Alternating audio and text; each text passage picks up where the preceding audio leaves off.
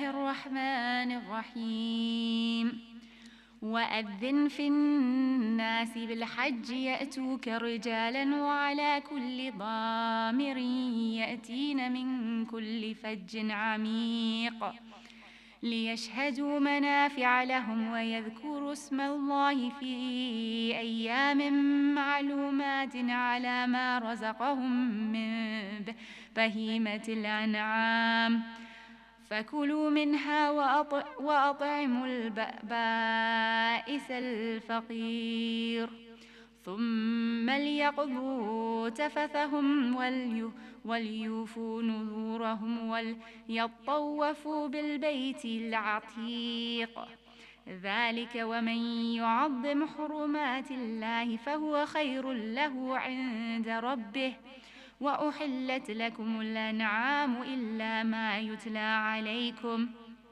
فاجتنبوا الرجس من الأوثان واجتنبوا قول الزور حنفاء لله غير مشركين به ومن يشرك بالله فكأنما خر من السماء فتقطفه الطير أو تهوي به الريح في مكان سحيق ذلك ومن يعظم شعائر الله فإنها من تقوى القلوب لكم فيها منافع إلى أجل مسمى ثم محلها إلى البيت العتيق ولكل أمة جعلنا منسكا ليذكروا اسم الله على ما رزقهم من بهيمة الأنعام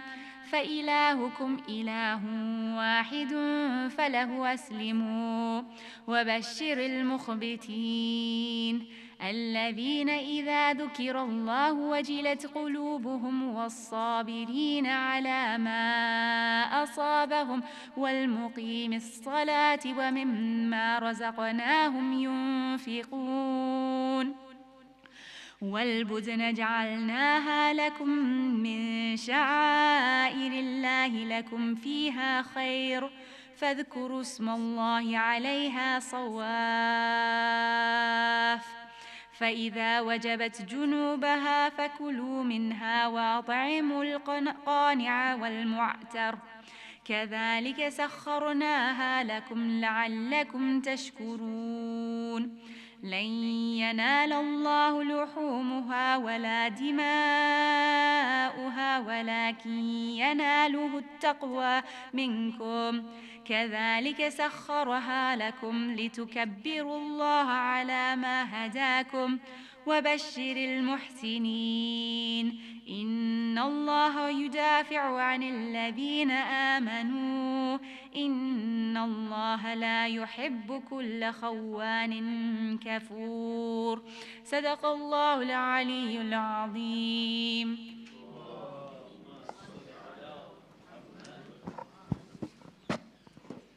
We're now very fortunate to have Reverend Sarah Archer, who will be speaking to us on the topic of walking the Camino, a priest's tale. Let's welcome her with a round of applause. Dr. Sarah Archer, she's the vicar, was vicar at St. Albans, North Harrow, and now the director of the ministry for the Edmonton area. She was a GP, and she walked the Camino in 2023. 2017. 2017. Okay. Yeah. So I'm hoping that this appears, but it's not. So in 2017, I walked the Camino, and Camino just means way. So it's a kind of shorthand because anything could be a Camino. Oh, excellent, we have it up, marvelous. And there are different ways, but let's just recap on some of the vocab that people talk about when you're on pilgrimage to Santiago de Compostela, which is the main site of pilgrimage. So as I said, the Camino just means the way. Credential, you get, when you start the pilgrimage, wherever you start it from, you get given a kind of folded piece of card. And it's a bit like, I don't know whether children, you had this sometimes, you have to collect stamps. Have you ever done that? So you get, every time you stay in a different albergue, which I'll tell you about later, you get a stamp to prove that you stayed the night there. And then when you get to Santiago, you show your credential, which means that you have actually walked the Camino, because otherwise you could just do as Anila did and get in your car and drive there. So an albergue is the Spanish name for hotel. Santiago de Compostela and the Compostela. So Santiago is literally the Spanish for Saint James, Sant Iago. Oh, I just realised I need my thing. I've jotted a few notes. Oh, we'll worry about that later. So the pilgrimage route was created in the 9th century, following the recovery of the relics of St. James the Great. James was considered to be a brother of Jesus, although the Roman Catholics think that is a sort of like a cousin. But, we won't go into that right now. It became a major pilgrimage from the 10th century onwards, and it was one of the 3 great pilgrimages, including to Rome and Jerusalem. They were the top 3. Since 2013, there have been at least it's 2013 the numbers increased, so it's relatively recently revived, and there's 200,000 people went on pilgrimage in 2013, but it's gone up by 10% each year. I haven't actually looked up the latest figures, but I'm sure somebody could Google it. And they reckon on a busy day in Santiago, you get 1,000 pilgrims arriving a day, which is quite a lot of people to process and house and so on. There's a thing about it, the walking the Camino. People did it because they got what was known as a plenary indulgence. Now, I had to look all this up because this is new territory to me. But if you can imagine, if you're a child and you cheek your parents and you go to the priest and you say to the priest, "I've been rude to my parents," he may give you a penance. And the penance might be doing the washing up, something that's commensurate with the sin. Now, he forgives you, the priest forgives you, but if you like, it's a way of making amends. So a plenary, an indulgence was a bit like a way of getting out of doing the washing up. So as well as being forgiven, you were forgiven from having to do any penance, although one could argue that walking 500 miles to Santiago was quite a penance. But if you did that, then it was called a plenary indulgence, so everything was forgiven. So all the costs were paid. So people nowadays, though, do the Camino for a multitude of different reasons. Some do it just because they're fitness bunnies and they like to see how fast they can do it. I met somebody who tried to do it in 24 days. I did it in 31, which gives you some idea. And even that surprised the guy at the desk. He said, "You didn't get on the bus, did you?" I was most offended. But, 30 days is about considered normal, but 24 is really going some. People go often if they've got the time to do it. So there are a lot of teachers on the Camino because they have long summer holidays. People do it when they're between jobs, that euphemism. That was one of mine. And some people do it because they're looking for something. Some people do it because they're looking for Jesus. But I met people there for a host of reasons. And sometimes they didn't know what they were looking for, but they were walking. So the Botafumeiro, I hope I'll be able to show you at the end. But some of you may. Do you know what that Botafumeiro is? Okay, I'll save that one.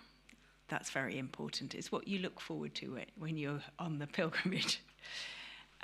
Las Chinchas is something you don't look forward to. This is a chinchas, or a chincha. It's a bed bug. And it was the commonest topic on the Camino, is how to avoid them, how to treat them, how to get rid of them, how to make sure you didn't bring them home with you, because they're really hard to get rid of once they're in your house. This is a map showing Europe and all the different ways in which you can join the main pilgrimage route. The main pilgrimage route is in red along the top of Spain. That's known as the Camino Frances, because it starts in France and goes to Santiago. But as you can see, there's pilgrimage routes that hook up with it all over the place. I love the fact that the Brits, it's okay for us to get on a boat and arrive at Oviedo and then walk from there. That says it all, really, doesn't it? We're very good at sports that involve sitting down. But most pilgrims do start from Saint-Jean-Pied-de-Port in France, although an awful lot of people just do the last 100k, because if you do the last 100k, you still get a certificate. This is the whole route with all the different stopping points, a bit like a tube line. I didn't follow, there's a bit of flexibility. You don't have to stop at all those places. You will be stopping at least that number of places, though, but you might move them up and down a bit, depending on what you feel like and what you're doing. So this was the starting point for me. And it involved a lot of climbing up over the Pyrenees. The first day is the toughest day on the Camino, and probably the one that most leads to most people's deaths, because it's the toughest in winter because it's high and it gets snowy and there's stiff weather and people get lost. And for me, I think I nearly died of heat exhaustion on that day. It was at the end of a really fierce heat wave, and people had died of heat exhaustion on that day, on that route, that day one route. During the week before, because it had been so blisteringly hot. There are things like this which are rather lovely to encourage you on the way. And so from Saint-Jean, the first night I collapsed at Roncesvalles, very grateful for my 2 walking poles, and then I carried on walking. One stop not at Zubiri, before I got to Pamplona, and I saw wonderful things, like this example of a shepherd. I wish I had the video. I don't know where I've got it. But, in England, we're used to sheep being driven and sheepdogs driving sheep. And here was a shepherd, just like out of the stories of Jesus, walking in front of his sheep, and they were following him by the sound of his voice. That's me, taken by somebody I met on the way. This is the nutter that did it in 24 days and slept in a bivvy bag. And from Pamplona, which you might know from Running with the Bulls fame, walked over this hill with the windmills on it to Puente la Reina. And there's a lovely sculpture on the top of the hill, which shows the sort of development of the Camino. I'm afraid I haven't really shown all of the sculpture, but on the right-hand side, you can see people in old-fashioned dress, and they get more modern dress on the other way. So it's sort of showing how the Camino's developed over the centuries. Now this was the place we stayed at. It was not as busy as this, but this is a sort of a more industrial kind of albergue. But you eat communally. There's a pilgrimage meal at the end of the day. This was a very special place, though, the best albergue with a swimming pool. Children and many people sell things on the way just to make a bit of money. The Camino is really important for the economy of northern Spain because there's so much tourism through it. So a lot of people really depend on the Camino, and during COVID it was really tough. And you meet and chat to people on the route. And as you can see, the Camino's a bit like the yellow brick road. It's wide and easy to follow. It's not something you get lost on. And this albergue had a foot pool for pilgrims, which I thought was just the height of civilization. Then I walked on. Najera was the sort of start of what they call the meseta, which is where it starts to get hot and flat. And we went to this place called Santo Domingo de la Calzada, which I don't think has got anything to do with pizzas that fold. There's this wonderful story of in Santo Domingo de Calzada about where the cathedral there always has live chickens. I saw them. They keep them inside the cathedral. And when you ask, why have you got chickens inside your cathedral, they tell you that there's a story where the son of pilgrim parents refused the advances of an innkeeper's daughter. And the innkeeper's daughter took revenge by putting a silver cup in his rucksack. And then the boy was arrested and was hanged for thieving. His parents, slightly negligently, I thought, just carried on their pilgrimage to Santiago. And when they were walking back, there was their son still alive with the noose around his neck. And the parents went to see the local sheriff, and they said to him, did you know that my son is still alive? He's obviously, been pardoned by God. He's not guilty, and you need to let him free. And the sheriff said in response, that man is as alive as the chicken on my plate, at which point the chicken on his plate got up and ran off. Now, I think these are all wonderful stories, and they're absolutely true. So one of the things they do, they have pastries in Santo Domingo de Calzada, which are chicken-shaped, but they also have ones, and this is he's basically the hanging man. So it felt a bit like being a cannibal eating that, But Santo Domingo, it's called that because apparently Santo Domingo was the one who held him up and stopped him dying from being hung. So this is one of the features of the Camino. It was the only time I had to have it, but it did work. I felt a lot more comfortable the next day. And there's some beautiful wildflowers. Butterflies were a real feature of the route, which is lovely. This was one of my favourite spots. It's a very simple monastery. The food was terrible, but the worship was lovely in the church. And they'd really thought about it for the pilgrims. It was in multiple languages, and they got people involved from the congregation. It was great. Now, it was so hot that I took to getting up at like 5 o'clock in the morning and heading off, because it was then cooler. And I put a head torch on and walked. And one morning with my head torch on, I was reading morning prayer as I tramped, and I came across this verse and laughed out loud.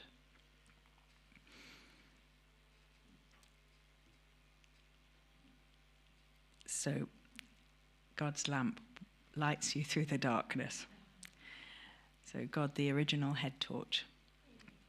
Now, this magnificent building is the cathedral at Burgos, and I brought a bag with me, which I bought there because you can't buy too many souvenirs on the Camino because you have to carry them, but I did buy that, and it was, magnificent. And while I was there, I met up with some of my fellow pilgrims, and you can see after a few days, this is only day 10 or 11 or something, and we're all firm friends, and that's what happens.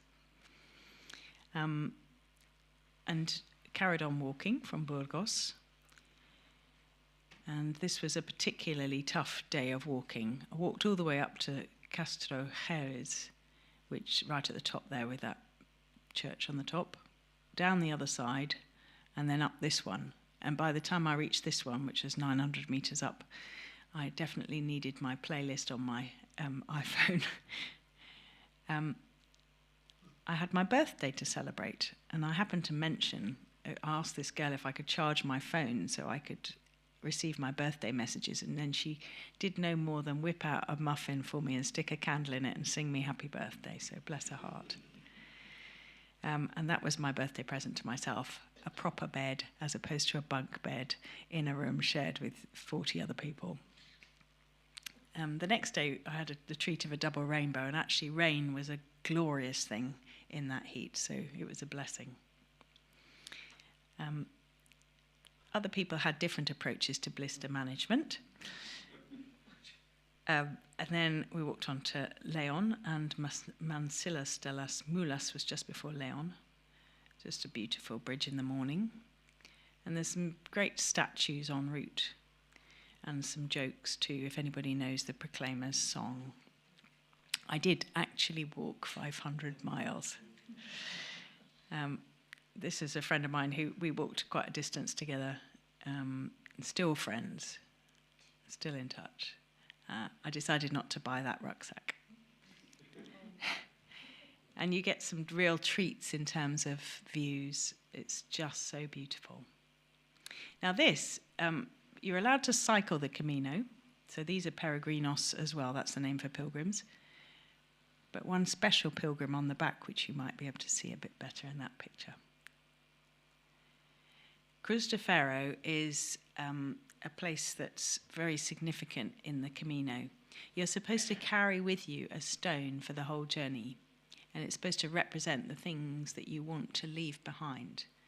And sometimes the stone can represent it, and you leave the stone behind, but you write down everything you want to sort of leave at the foot of the cross, at Cruz de Ferro. And you burn it. You burn your piece of paper with everything written on it. So I was lucky to do that at a quiet time of day. It was very, very wonderful. And then the route down from there was just stunning. The weather started to get a bit cooler, although not immediately, because that was 4 o'clock in the afternoon in one place I arrived. And I was very grateful that the night before I'd had the benefit of air conditioning, which shelled out because it was just boiling. You can't do anything in that heat, just sit there. So that was that was Villafranca de Bierzo, and then from there to Ocebrero, then the weather really started to cool down, and it became much more like British countryside. So that was still a hot day. That was coming to Ocebrero, but it was about to get a lot cooler. And you could be forgiven for thinking that was a British scene. That's Dawn from Ocebrero, another wonderful statue on the route. That was, I think, my favourite. And this was the most magnificent monastery at Samos. Now, Samos is the oldest occupied monastery in Spain. It's... Where's my notes about that? Okay. It was... There's been a religious community at this place since the 600s. And then in 1558, the whole place burnt to the ground and was rebuilt. And then in 1951, it burnt to the ground again. And they rebuilt it as it was. And they've done a pretty good job. I don't know that all the building was destroyed, but they had some, because those cloisters look quite old to me. But it's just a beautiful place. But they did repaint all the murals that were destroyed. So all of these are done by modern artists. And I've got a feeling that, I'm not sure, but I think that nun may be modelled after a film star. I think he told me. The one with the pouring from the jug. It looks a bit like Sophia Loren. But I've got a feeling that that's what the artist drew. But it was a stunning building in a beautiful place. And I walked on from there and came to this amazing milestone, which is 100 kilometres to Santiago. So this is the place, if you decide to, you could just walk from there and get your certificate. And that's how many kilometres.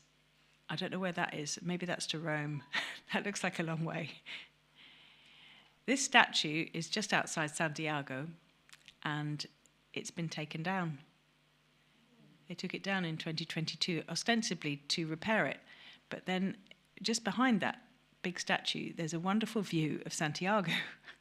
So I think, and it's on top of a hill called Gozo, and I think they decided that it blocked the view and they'd get rid of it. So it's no longer there. And these, again, are my friends. And you can see we're all a bit more warmly dressed in those pictures. So Santiago was quite cool. I got there. This is my joyous moment in front of the cathedral. And I was there in time for the Feast of St. James, which is celebrated in grand style in Santiago. They have the most amazing fireworks display. And it lasted for half an hour. It's the best one I've ever seen in my life. And the square is packed with people outside the cathedral. There's a big procession, and everybody wears their robes. And they have these parades of mannequins representing all kinds of figures, I think. I don't know all the history about them, but there's certainly a big procession. And this, I hope, works. this is the Botafumeiro in action. I don't know whether I got any sound. Don't think I have. But you don't need sound for this. So, as you can imagine, in the good old days, they didn't have showers. So pilgrims just walked the route, probably getting smellier and smellier as they went. And then they'd all turn up for Mass. And when you have thousands of pilgrims, smelly pilgrims in one place, I think it must have been quite something for the priests. So they decided to get the biggest incense burner in the world. And they need 6 men to swing it. And it is quite a sight. And normally what happens is that the incense burner is usually done before the Eucharist. But in Santiago de Compostela, they wait until the end of the service because it would rather steal the show from Jesus. So they leave it till the very end. It may also be something to do with health and safety.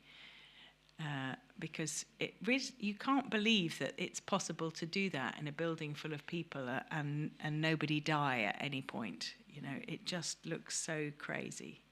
But it is rather wonderful and makes quite a sound as it goes back and forth. So that is the Botafumeiro. And that really is the conclusion of my talk. But I brought a few things with me. So you can see it goes really high. I brought my Compostela.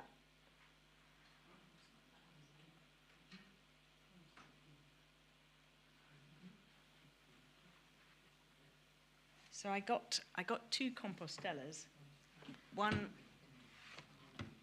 which a Compostela just means the certificate.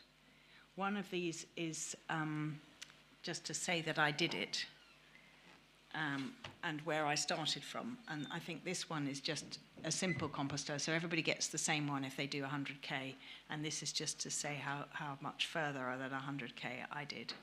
So, I don't know. This is my bag from Burgos, because just my little souvenir. And the other thing is that this was my journal that I wrote while I was on the Camino, and it's been interesting to reread that in preparation for the talk. And most pilgrims carried a little book like this, just to tell them it's got all the maps of the route and where to stay, which they're pretty vital. And finally, those of you who you might have seen this in my house, yeah. These are the signs of the shell. And there's a story that when the bones of the relics of St. James were being brought to the Spanish peninsula, as the ship approached the shore, there was a wedding going on, the princess's wedding. And the groom on his horse was startled by the boat arriving and hurled itself into the sea with the rider. And the rider and the horse emerged unscathed from the water, but all covered in seashells.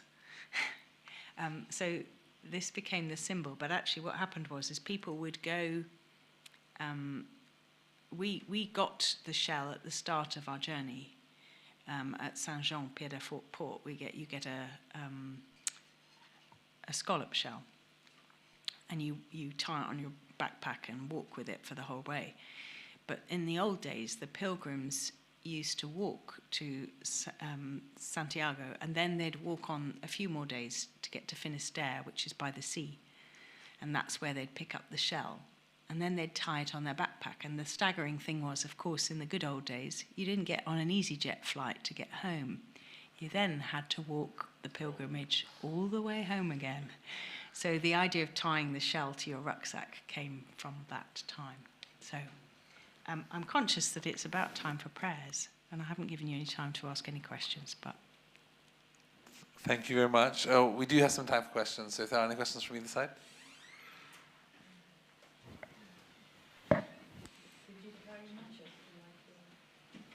What's that?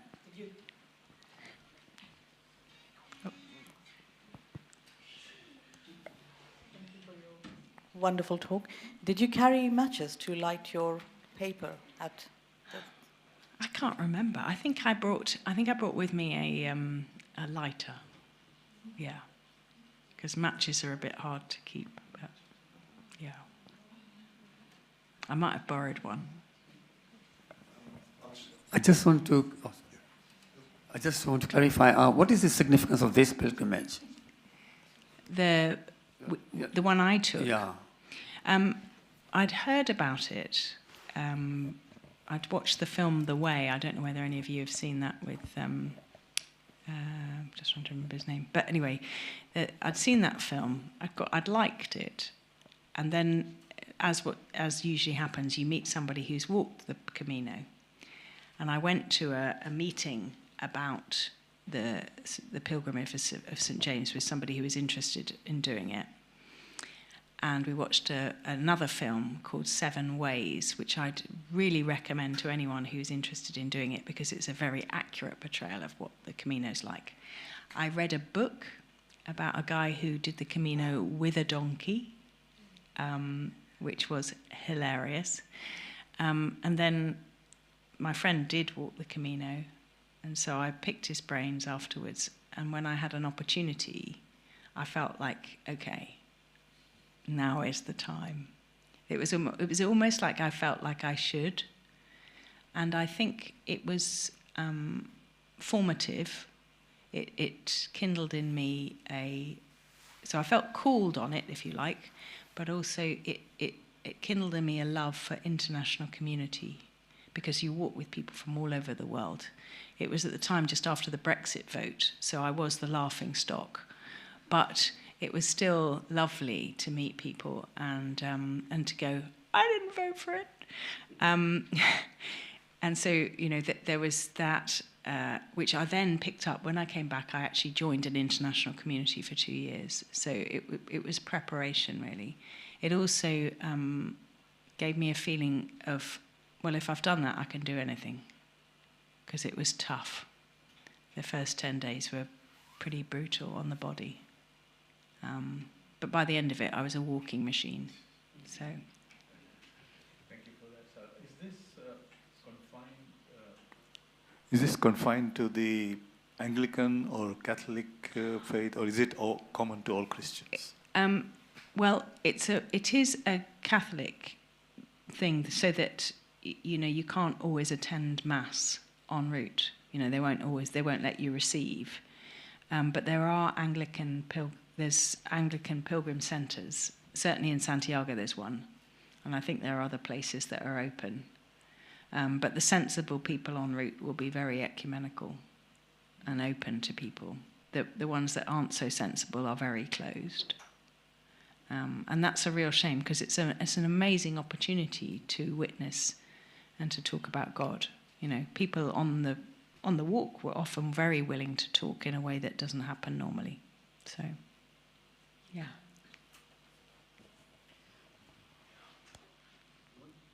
So, what do you think? Why do you need a certificate? Because I'm conscious. Obviously, people go and get their certificates. Yeah. Yeah. Is it? Yeah, I'm just surprised because we go for pilgrimage. Yeah. Nobody gives us a certificate. We just know.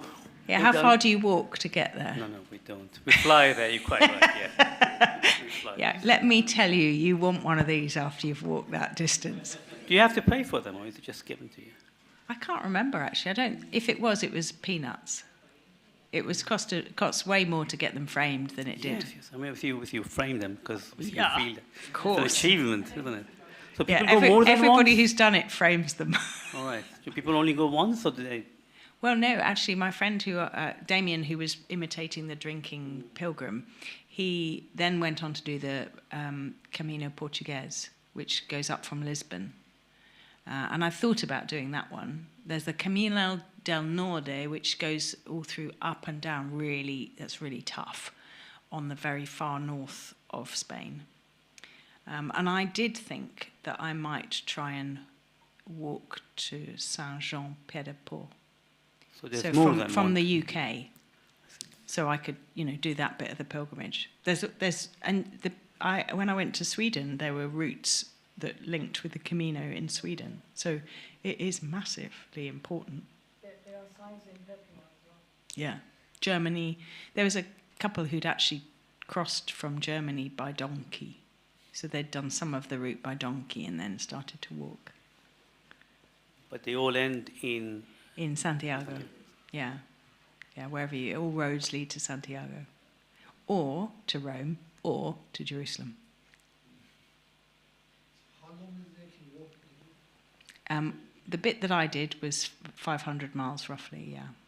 So, miles. 31 days. So I was doing about 24 to 34 kilometres a day. 34 was not fun. Well, most of it wasn't fun, really, but, you know, but I did about 4K an hour. And is the end point just going to the Mass at the cathedral? Yeah, but it's also, it's kind of, you've been heading to Santiago, the town, and so it's just that sense of arriving. And there's, I think on the journey too, it's a reminder of the journey of faith, the arrival in the heavenly city. And I remember distinctly being on the path and going, because I've always said to my family, I want to be buried. But I just thought, well, if I was cremated, I would be happy to have my ashes interred on any part of the path, because the point of life is the journey. Because you don't know what the destination is really. That's always going to be a mystery. So it's being engaged in the journey and knowing that you're journeying and not settling where you are. That's this, you know, knowing that you're called to pilgrimage in life. Yeah. Can I ask a question? Yeah. Were there less able-bodied people on the journey? I know it's just something that, you know, when people go to pilgrimages, they usually have somebody, if somebody's not able to do something. Yeah. Help them along. To be honest, you can't do the Camino unless you're reasonably fit. Oh, right. So you wouldn't have anyone on wheelchairs and what have you? I think I saw people on bicycles, Yeah. and there are electric bikes as well. So I guess that would be accessible. Okay. But yeah, I think it would be quite a tough call. Having said that, Okay. there were people with extraordinary stories. There was a woman who was, you know, significantly, probably morbidly obese, who I saw walking it, and she plugged on. And I just thought that was amazing, you know, that she kept going, and that would have been really hard because she's equivalent of taking a lot more weight on your back. But the biggest kind of amazing one was in the middle of the Meseta in this fly-blown town with nothing to do. And I was having a drink at the end of the day with this guy, German guy, and I said, so how long have you been walking? And he said, 3 years. And I said, did you say 3 years? He said, yes. I said, he said, how come it's taking you so long? He said, well, I go there and I come back and I go there and I come back. I go, okay, why is that? And then he just quietly got his phone out and he showed me a brain scan, and it had a big tumour in it. And he said, 3 years ago I was told I had 3 months to live, so I started to walk the Camino. And here I am still. That's a good story. It was amazing. I wonder if you could talk about the spiritual dimension of the journey. Do you pray on the way? Do you have rosaries? Do you have Bible sessions? Yeah, there's all kinds of things available, I think, depending on your spirituality. For me, so like some pilgrims, it's all about who you walk with all the way. For me, I saw it a bit like an opportunity to be on a silent retreat. So I'd get up at the crack of sparrows and, well, before the sparrows have even started tweeting, with my head torch on and be walking across the fields. And it was a chance for me to spend a lot of time in prayer. I found, you know, I found some of the experiences of worship were so disappointing in that they were so excluding to somebody who either didn't speak the language or wasn't Roman Catholic, that that's why for me that I said the office. I had my app on my phone, and so it was more about the interior journey for me, rather than a worship together. But at Santiago that was different. So they were very open to pilgrims there. Obviously they got it sorted in Santiago, and it was a really wonderful experience to be part of the worship there. And I did feel part of the wider communion of the church throughout the world. So yeah. Oh, most of them, yeah. So, and then some people do find faith on the Camino, and some people find their husbands. So, not me, but I did meet somebody who, they met on the Camino and they got engaged in Santiago. Yeah. Well, by the time you got there, you could be pretty sure that if you're still not killing each other by the time you get to Santiago, then you've got a chance for life. How does the Camino compare to other routes or other pilgrimages across the Christian world? Yeah, I'm doing a micro pilgrimage at the moment to Canterbury. It's taken me 3 years and I'm still not there. So just on my day off, doing little things. And what was really interesting to me was that the feeling was the same. As it wasn't like going on an ordinary walk or even going on a trek, because I've done that too. There is something else about pilgrimage, that when you've got a destination, that it has a different flavour to it, and it encourages interiority and prayer. So a friend of mine, though, did the Via Francigena, I think that's how you say it, to Rome, started it, had to stop because of the heat. They were all told to stop walking because the temperatures were going up into the 50s in Italy. So they had to stop. But she said that was a very different experience because there were very few people on it and it was quite lonely. So there was a wonderful combination on the Camino for me of being quiet and solitary during the day, and then in the evening having lots of great fun and conversations with lovely people who were all very interesting. So, yeah. Have you compared that, or have you seen comparisons done between these types of pilgrimages and those of other faiths? I haven't, Hindus no, but I can imagine that they wouldn't, that I've heard about pilgrimages in Japan and people writing similarly about it. So, but I'm very keen to hear your own experience about that.